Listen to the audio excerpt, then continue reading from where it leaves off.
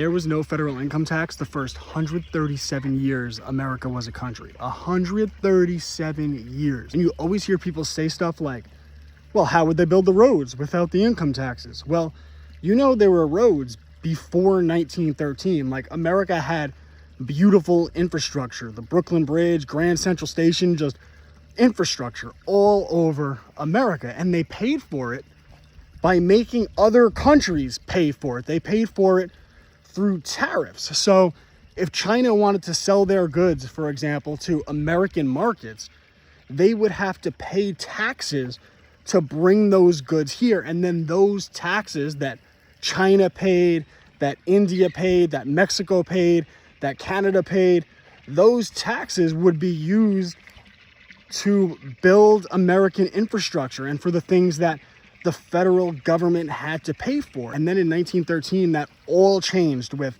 the Federal Reserve Act and the 16th Amendment, which passed at the same time. The 16th Amendment established the federal income tax.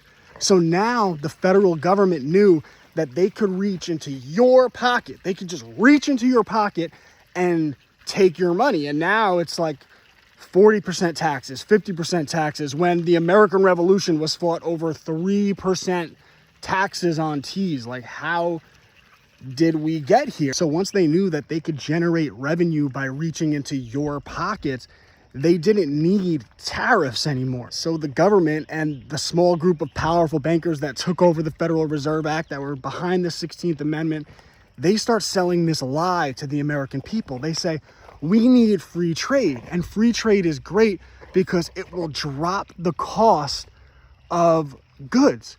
But what they didn't tell you is that the reason the goods would cost less is because your jobs, your manufacturing jobs, would be shipped from Detroit, from cities in America, to China, to India, to Mexico, and people would work for basically $0 a day to take your job. So yes, the price of goods would go down, but you wouldn't have your job anymore. And then to add insult to injury, the Federal Reserve Act gave that small group of bankers a monopoly over the printing of money. And in 1913, that's when this printing of money started to really escalate. This fiat currency, money backed by nothing, fractional reserve banking. The banks could lend out money that they didn't even actually have. So generation after generation after generation of them printing this money, and the value of your dollar, the reach of your dollar,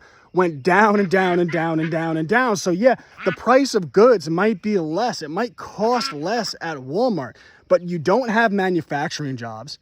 Then you have these super companies like Walmart, which are causing every mom and pop shop in the United States of America to close down, and your dollar just doesn't have the same buying power that it used to have. And free trade was the lie that they sold us to make that happen, because great Americans like Henry Ford had made America the manufacturing center of the world. And Ford, he was paying his employees double the price of his competitors. He was doing all types of amazing things. And if you want me to do a video on Ford, comment Ford below. But if you want to know why your dollar's worth less, why your money can't go as far, why the jobs that your grandparents had available to them aren't available to you now, it's because of the Federal Reserve Bank, the 16th Amendment, and the free trade lie. And this is why I write books on how information is controlled, the history of fake news, rights fundamental to being an American, the corruption of the food system, the trap of free trade. ClassicalLearner.com.